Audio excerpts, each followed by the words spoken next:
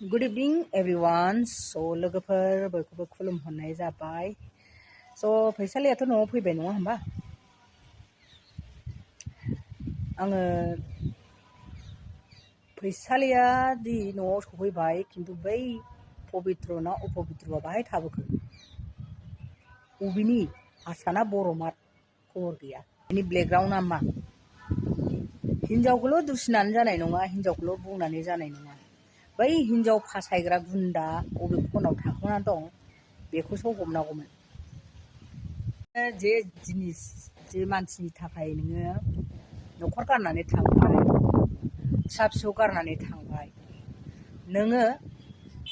नों बे हौवानि फुरा डिटेल्सखौनो मोनथिया, फुरा नामखौनो मोनथिया, बेनि ब्लेकग्राउन्डआ मा बेखौनो मोनथिया.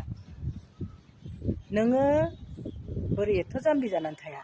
नों जे जायगायाव बदनाम जाजोब्बाय, ससियेल मिडियायाव जेरावबो भाइरेल जाजोब्बाय, नोङो दासिमबो बिनि हौवानि खुनु प्रुफ गैया, नोङो खुनु फट' गैया, खुनु मोनसे भिडिअ' लाखोमानाय गैया, भिडिअ' बानायनाय गैया.